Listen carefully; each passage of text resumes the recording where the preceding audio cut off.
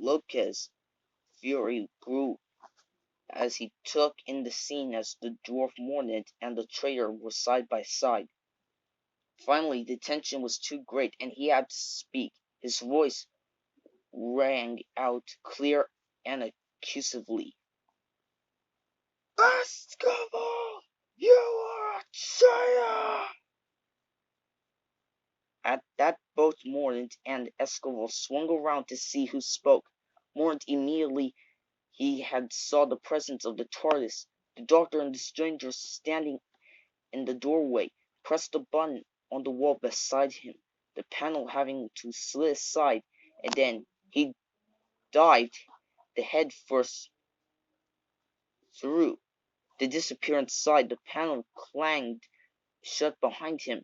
Escobar left equally quickly, and then he simply closed his eyes, shimmered, and was then gone. And as he vanished, Lopez closed his eyes and also disappeared. The Doctor and Perry were left in the cabin alone. He turned to Perry and spoke in feigned seriousness. Perhaps there's something in what the Ameliorans say about our smell after all. Escobar rematerialized, and as he planned, in an empty corridor around the corner from the armory, he took out the hypnogun and held it at ready. He then started walking at the armory corridor. At that moment, Abatan came around the corner with two armed guards. They stopped in their tracks as they saw who was there, and the very man they were searching for.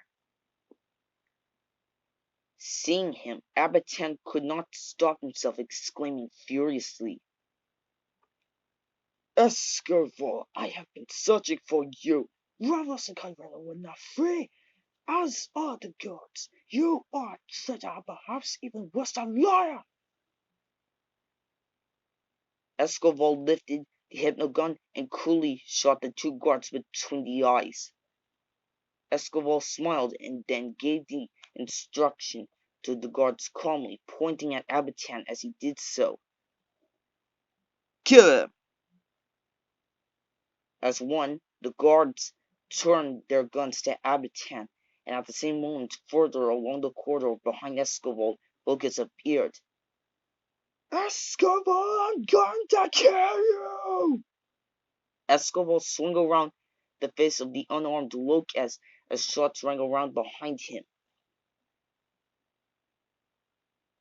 Knowing that Abatan was almost dead, he had all the time in the world. He decided to make most of it. He drew his handgun very slowly against the unprotected Lopez, rather hoping that he might try to dematerialize to the escape of his fate. Then he could shoot him as he departed, and Lopez would have arrived in his destination dead. After a long pause, Escobar finally spoke, spelling out his remaining member of hateful and overproud first family to be removed. Now your father is dead, Lucas. You are the last remaining member of the hateful and overproud first family to be removed. It was at the moment that the voice of the dead Abatan rang out, echoing loudly in the corridor. Not quite dead, Escobar! On hearing the voice, Escobar swung around departedly, his face horror-struck with the shock of hearing Abatan speak. When he had known he must have been surely dead, Abatan did not hesitate. As Escobar raised his gun to fire, it was too late. Abatan then shot him dead.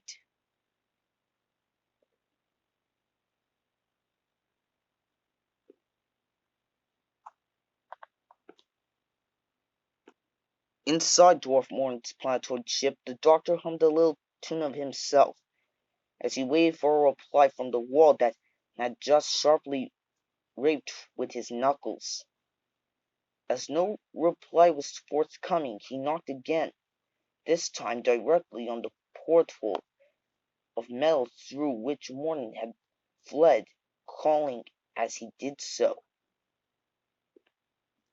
"Come out, Mordaunt!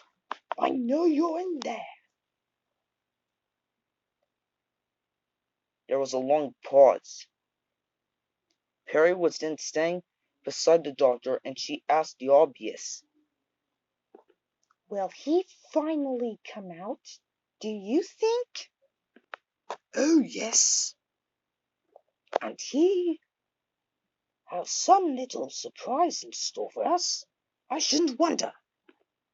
Perry then found was a huge, black, steel-clad robot, and as the arms were then aloft, Perry then fell to her knees and rolled to one side to escape the blow, and then was so scared that the robot is already trying to crush both the doctor and Perry to death. She then was running for the TARDIS, and the doctor finally knew that the robot was attacking them. "Come on, Doctor, quickly!" Yet the doctor didn't even flinch. Instead, he had a thing that amazed her. Even though she was used to seeing the doctor do unlikely things, this was quite staggering in its stillness. As the robot stopped roaring, the doctor simply knocked loudly on the robot's steel breastplate, and as he did, he was knocking on somebody's front door. He spoke loudly and commanding